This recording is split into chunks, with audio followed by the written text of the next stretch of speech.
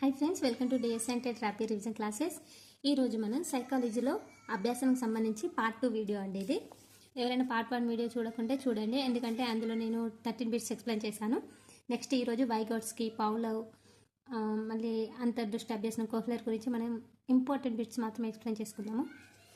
First question, వైగోట్స్కి భాషా వికాసంలో 2 సంవత్సరాల వయసు గల శిశువులో ఉండే ప్రసంగం రకం.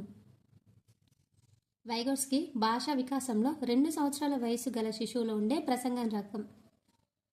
ఆప్షన్ 1 ప్రైవేట్ ప్రసంగం, ఆప్షన్ 2 సాంఘిక ప్రసంగం, ఆప్షన్ 3 నిశ్శబ్ద అంతర్గత ప్రసంగం, ఆప్షన్ 4 అధిక శబ్ద ప్రసంగం. Answer is 2. వైగోట్స్కి భాషా వికాసంలో 2 సంవత్సరాల వయసు గల ఉండే ప్రసంగం సాంఘిక ప్రసంగం. నెక్స్ట్ సెకండ్ క్వశ్చన్, వైగోట్స్కి ప్రకారం పిల్లల్లో సాంఘిక ప్రసంగం ప్రారంభమయ్యే వయసు. సాంఘిక ప్రసంగం ప్రారంభమయ్యే వయసు. ఆప్షన్ 1 1 సంవత్సరం, ఆప్షన్ 2 2 సంవత్సరాలు, ఆప్షన్ 3 3 సంవత్సరాలు, ఆప్షన్ 4 4 సంవత్సరాలు. ఇంతకుముందు ఫస్ట్ వీడియోలో తెలుసుకుందాం. వైగోట్స్కి భాష వికాసంలో 2 సంవత్సరాల వయసు గల శిశువులో ఉండే ప్రసంగం రకం ఏంటి? సాంఘిక ప్రసంగం. మరి సాంఘిక ప్రసంగం యొక్క వయసు 2 సంవత్సరాలు. నెక్స్ట్ థర్డ్ క్వశ్చన్, పావ్లోవ్ ప్రయోగంలో కుక్క గంట శబ్దం వినగానే లాలజలం స్రవించింది. ఇక్కడ కుక్క లాలజలం స్రవించడం అనేది.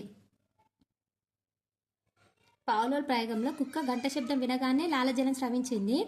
గంట శబ్దం వినగానే ఇక్కడ కుక్క లాలజలం స్రవించడం అనేది నిబంధన ఉద్దీపన, ఆప్షన్ 2 నిర్నిబంధిత ఉద్దీపన, ఆప్షన్ 3 నిబంధిత ప్రతిస్పందన, ఆప్షన్ 4 నిర్నిబంధిత ప్రతిస్పందన.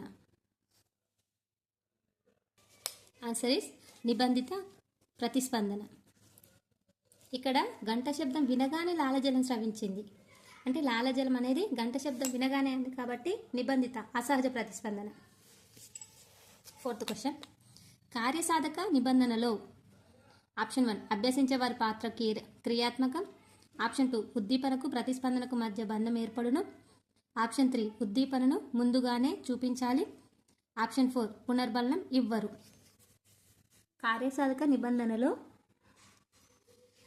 ఏం చేస్తారు? ఆన్సర్ ఫోర్త్ ఆన్సర్ 1 అభ్యసించే వారి పాత్ర క్రియాత్మకం ఉంటుంది. Okay. Fifth question, the mentality of apes గంధకర్త ఎవరు? The mentality of apes. Option 1 Thorndike, option 2 Kohler, option 3 Pavlov, option 4 Skinner.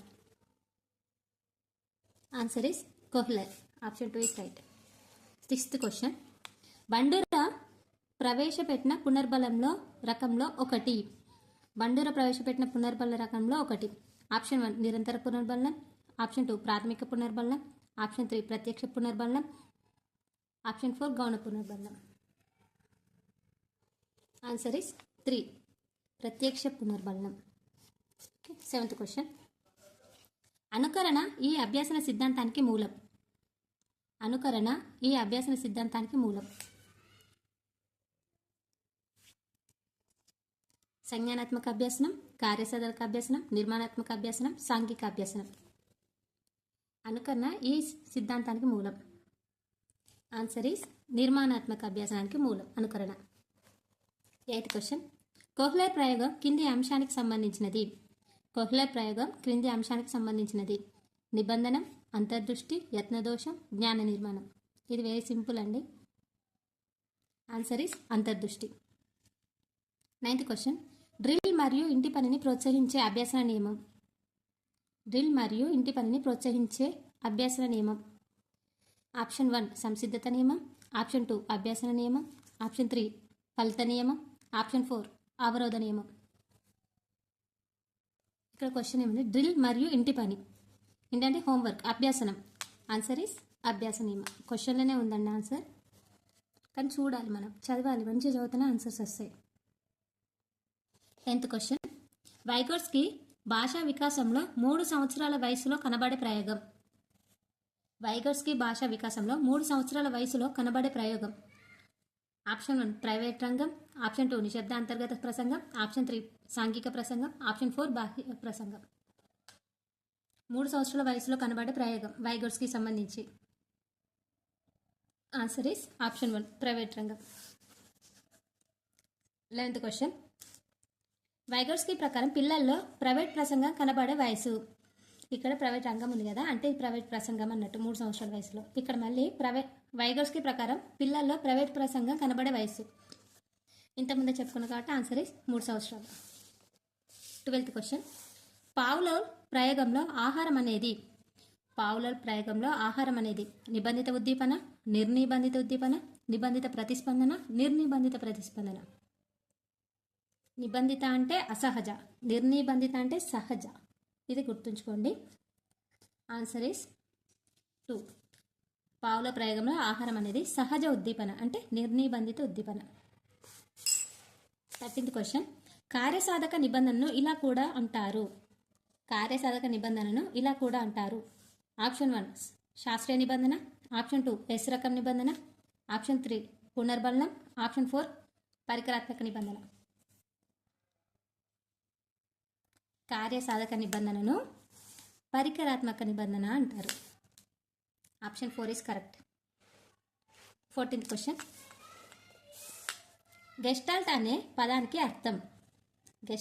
పదానికి అర్థం భాగము, పునర్బలనం, చింపాంజీ, సమగ్రాకృతి.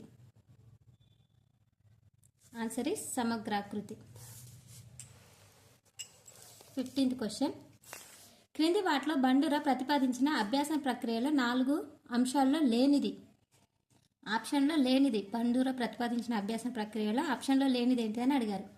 అవధాన, ధారణ, పునర్బలనం, విరమణం. Answer is విరమణం. అవధానం, ధారణ, పునర్బలనం ఉంటాయి. విరమణం అనేది శాస్త్రీయ దానిలో ఉంటాయి కదా, శాస్త్రీయ నిబంధనలో. ఇంతే అండి 15 క్వశ్చన్స్. నెక్స్ట్ మనము కంటిన్యూ చేద్దాము క్వశ్చన్సే. నెక్స్ట్ ప్రేరణ అండ్ స్మృతి విస్మృతి అభ్యాసంలో వివిధ రకాల గురించి ఎక్స్ప్లెయిన్ చేసుకుందాము. Important questions, topic wise important questions explain చేసుకోవడం వల్ల టాపిక్ అనేది పూర్తిగా అర్థమవుతుంది. ఈ వీడియో మీకు నచ్చినట్టయితే లైక్ చేయండి, హైప్ ఇచ్చి ఎంకరేజ్ చేయండి. మన ఛానల్లో ఆల్ సబ్జెక్ట్స్ సంబంధించి కంటెంట్ ఉంది, చూడండి. Thank you.